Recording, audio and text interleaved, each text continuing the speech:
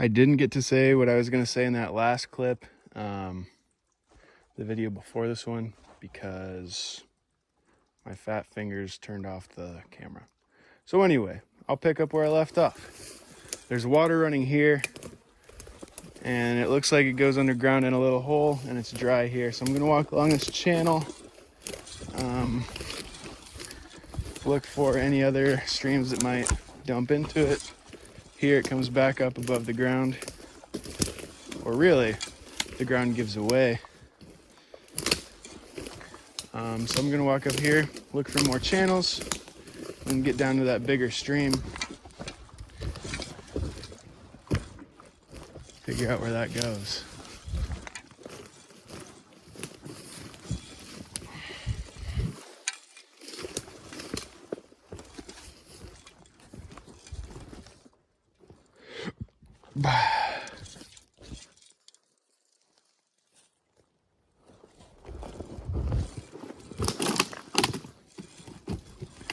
All right, so right here, there's this little draw, but I don't see a channel in it.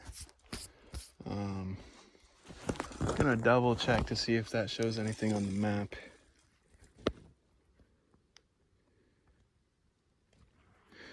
Just shows a little bit of indentation on the LiDAR, but I don't see a channel. So we'll walk right past it.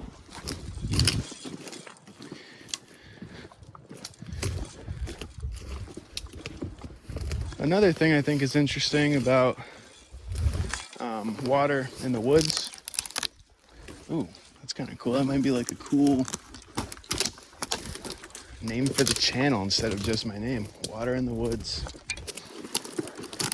Anyway, another cool thing about water in the woods is that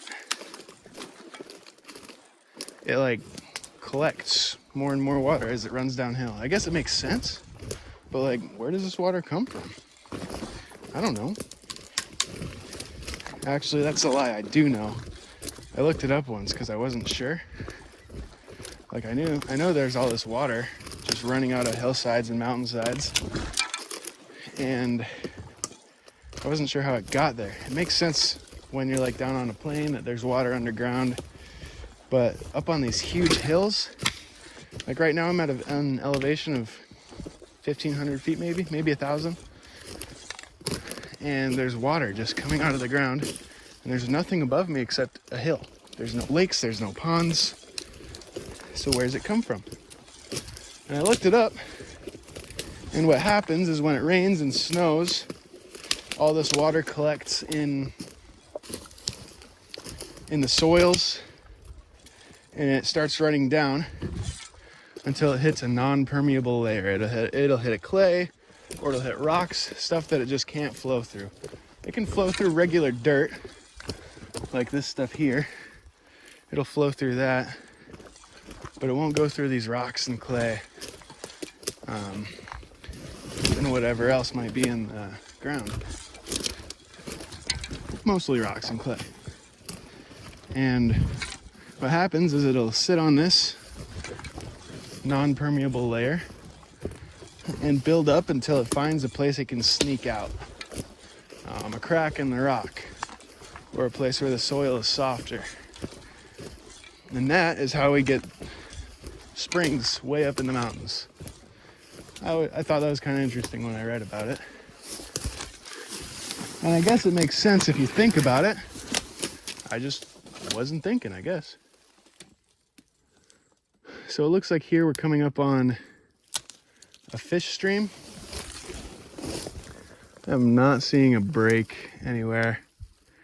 When we look for a fish break, it's really, you're looking for things that fish cannot swim past.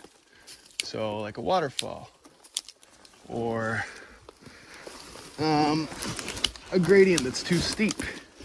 I think it's a 16% gradient for 20 feet or more is considered an acceptable gradient break.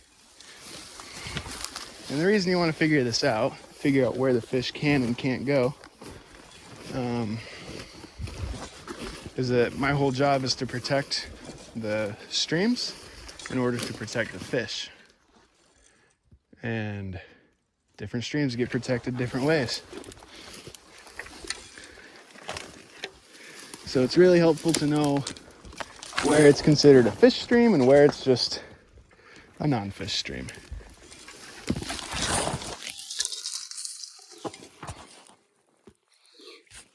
So here we are. I believe this is what that bigger stream is. It does not look like a fish stream. Yeah, I'm right on it. This is considered a small fish. Anything less than 10 feet wide. I think it has to be more than 1 foot wide, or 1 foot deep and 2 feet across. And that's different than what you would think it would be. That's from the top and sides from the top of the banks of this stream to the bottom of the bed, and from bank to bank. So you might only have an inch of water in it, but if the top of the banks are here and the bed is here, that's a foot. It's interesting. I guess it makes sense because it floods and there's more water during different times of year and stuff. But that's how that's what a small fish stream is. Anything bigger than 1 foot deep by 2 feet across. And like it's flat enough for fish to swim up and stuff.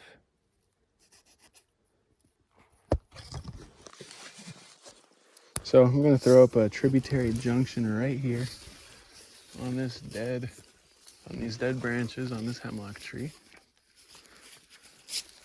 Try to look for stuff that'll last throughout the year. Because like I said earlier, it'll be a year to 4 years before they log any of this. So we want these markers to last.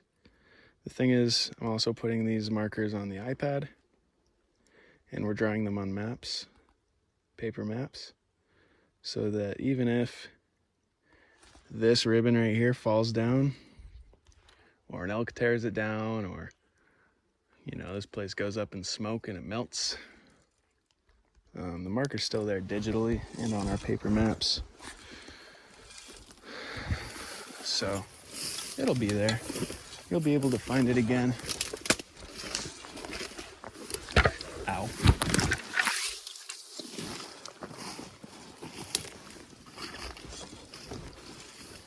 So now I'm just gonna walk. Sorry, I thought I heard bees.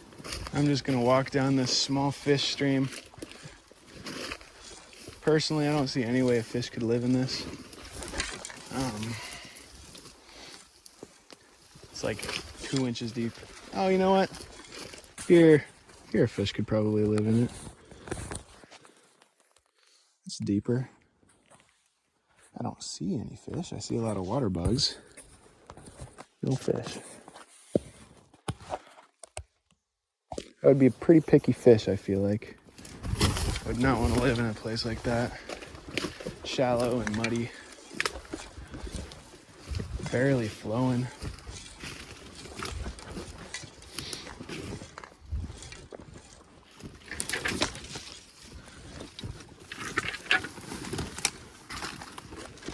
Oh, that may have been a little fish. Saw something moving in the water. Oh, there's a frog. Check that out. Ooh, there he is. Nice. Little frog. Well, we're coming up here on 10 minutes. I'm just gonna keep walking the stream down until I find the next tributary junction. So I'll probably just pick back up there.